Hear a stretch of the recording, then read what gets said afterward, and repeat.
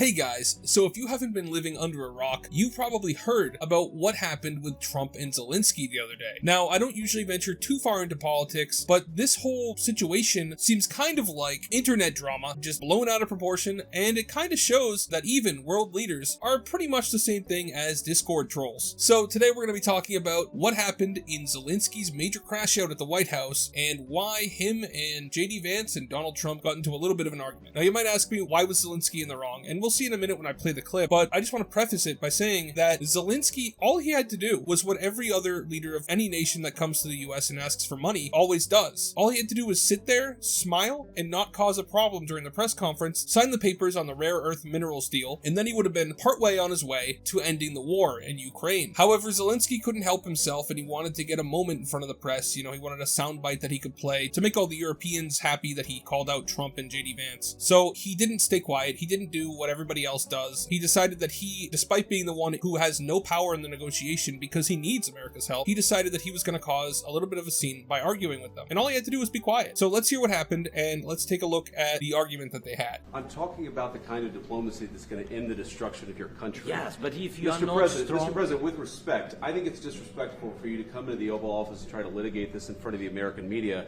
Right now, you guys are going around and forcing conscripts to the front lines because you have manpower problems. You should be thanking the President for trying to bring an end to this conflict. Have you ever been to Ukraine that you say what problems we have? I have been to... Come once. I've actually watched and seen the stories, and I know what happens is you bring people, you bring them on a propaganda tour, Mr. President.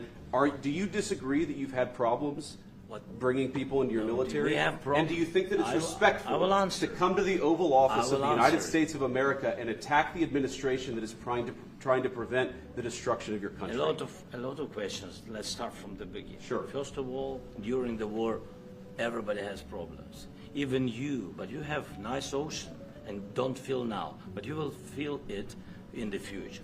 God bless. You don't know that. God bless. You don't God know bless. That. You will not have a war. Don't tell us what we're going to feel. We're trying to solve a problem. Don't tell us what we're going to feel. I'm not telling you. Because you're in no position to dictate that. That's Remember exactly this. I'm not You're in no position to dictate what we're going to feel. We're going to feel very good. You will feel influence. We're going to feel very good and very strong. You will feel influence. You're right now not in a very good position. You've allowed yourself to be in a very bad position, and he happens to be right about it. From the very beginning of the war. You're not in a good position. You don't have the cards right now. With us, you start having cards. But right now, you don't. Yeah, you're playing cards. You're playing cards. You're gambling with the lives of millions of people. You're gambling with World War III. You're gambling with World War III. And what you're doing is very disrespectful to the country, this country. That's back to you. Far more than a lot of people said they should have. Have you said thank you once? A lot of times. No, in this even entire today, meeting, you said thank even you. Today. You went to Pennsylvania and campaigned for the opposition in October. Offer some words of appreciation for the United States of America and the President who's trying to save your country.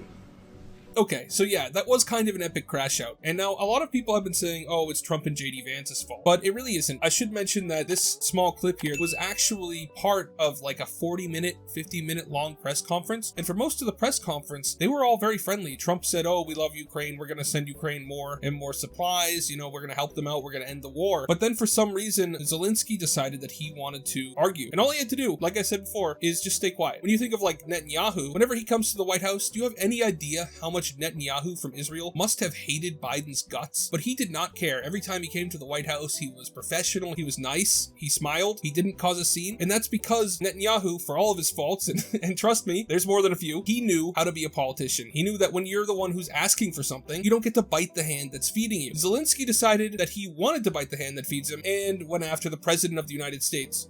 Just the most powerful person in the world. Whether you like Trump or hate him, you can't deny he's the head of the United States, and disrespecting the United States is a very dumb move, especially if you need protection from Russia. After Trump ended the press conference, which was kind of more like a Discord shouting match than anything else, he went on to literally kick Zelensky out of the White House. Like, he walked him out the door. He then put out a statement saying, "We had a very meaningful meeting in the White House today. Much was learned that could never be understood without conversation under such fire and pressure. It's amazing what comes out through emotion, and I have determined that President Zelensky is not ready for peace if America is involved, because he feels our involvement gives him a big advantage in negotiations. I don't want advantage, I want peace. He disrespected the United States of America in its cherished Oval Office. He can come back when he's ready for peace." And now, you may not like Trump, but you can't deny that he's right here. Zelensky was disrespectful, he was rude, and he was doing that while he was begging the President of the United States to help save his country and end a war. Like, that's just insane. You can't do that. So it makes sense that Trump kicked Zelensky out, and I honestly think that he was more than right to do so. You'll notice if I play a clip real quick of Zelensky leaving the White House, he was not walked out by the President or like the Secretary of State, which is customary. He was walked out by a random staffer. So people were like, why is Zelensky leaving so early? He was supposed to have lunch, they were supposed to do another press conference, they were supposed to sign a deal, and then stuff started coming out. For instance, from Jackie Heinrich, who said, "White House officials tell Fox, Trump kicked out Zelensky, he did not walk off on his own. Rare minerals deal was not signed. White House says that the Ukrainians were begging for a reset, but Rubio and Waltz informed them Zelensky needs to leave the White House grounds, return when he's ready for peace. The president and US officials felt disrespected by Zelensky's rhetoric and demeanor, cited that he was shrugging and rolling his eyes during the conversation." And then when I went up to the upper press to ask what was going on, the lunch that Trump and Zelensky were supposed to dine on and talk over was sitting in the hallway. I'm told the White House press office staffers will be eating it. So Trump didn't just kick Zelensky out, he kicked him out before lunch and then gave his lunch to the random staffers and interns at the White House press office, which I think is kind of funny. Would be more funny if it wasn't such a serious topic, but it is still funny. And then we got a little more details from Caitlin Collins when she said, "Here's what happened inside the White House after the Oval Office shouting match. Trump huddled with his key advisors immediately afterward inside the Oval. According to a White House official, Trump consulted Vance, Rubio, Vance, etc. That was when Trump decided that Zelensky was not in a place to negotiate. He directed Secretary of State Rubio and his national security advisor Mike Waltz to deliver the message. It was time for Zelensky to leave. The Ukrainians were holding nearby in a separate room. That's standard for foreign leader visits. Typically they reconvene for lunch. But the Ukrainians would not be dining at the White House. As the prepared food sat nearby on carts in a hallway, the Ukrainians were instructed to leave. The White House officials said the Ukrainians wanted to continue the talks, but they were told no. Zelensky left shortly thereafter. Basically, Zelensky had a crash out on like the easiest day of his career. He could have just shown up, signed the papers, and gotten a win. He decided that he wasn't going to do that. And I don't know why he would do that. Like I said earlier, you don't bite the hand that's feeding you. And the fact of the matter is, Trump's not wrong when he says that if the United States doesn't stay involved, doesn't help Ukraine, they're kind of screwed. The weirdest part is, this isn't the first time that something like this has happened. As soon as I saw what was going on, I very vaguely remembered a time when President Biden had an argument with Zelensky in the exact same manner that Trump had, with the exact same argument that Trump had. And I looked it up and I found it. So it turns out, way back when, in October of 2022, so this was before Joe Biden, lost all of his marbles, he still had a couple left at this point, a phone call between the two leaders in June played out differently from previous ones, according to 4 people familiar with the call. Biden had barely finished telling Zelensky he just greenlighted another $1 billion in US military assistance for Ukraine, when Zelensky started listing off all the additional help he needed and wasn't getting. So this is another instance of Zelensky being ungrateful and not thanking the United States, not being thankful. Biden literally told him, we're giving you another $1 billion, and then Zelensky couldn't wait for the next phone call to start begging for more money. Biden lost his temper, the people familiar with the call said. The American people were being quite generous, and his administration and the US military were working hard to help Ukraine, he said, raising his voice, and Zelensky could show a little more gratitude. That's exactly the argument that Donald Trump and Zelensky had in that video, pretty much word for word. But I can understand why Zelensky didn't learn his lesson the first time, because Biden immediately backtracked. Administration officials said Biden and Zelensky's relationship has only improved since the phone call, after which Zelensky made a statement praising the US for its generous assistance. Basically, Zelensky went out and said, "Oh, thank you, United States, you did so good," because he was scared that Biden would cut them off, in much the same way he's scared Trump might cut them off now, and Biden responded positively to that. So I think that this was Zelensky literally just redoing exactly what he did in the past and expecting it to work out the same, but I don't think it's going to work out the same this time, because when you're talking to Donald Trump, he's a little bit different than Joe Biden. Donald Trump has been a negotiator his entire life, and when you look at him, you know what you're going to get. Like, I don't know how Zelensky wasn't advised not to do this, because it's not like Trump's an enigma. He's pretty honest about who he is and what he's feeling at any given moment. He's always going to speak his mind, and I don't know why nobody prepared Zelensky for that, but it was a major screw up. And honestly, honestly, I think it might have drastic implications on the future for Ukraine, because like Trump said, I don't think that they can win without American support. The Europeans might try to step up to help Ukraine, and honestly they should, because they're,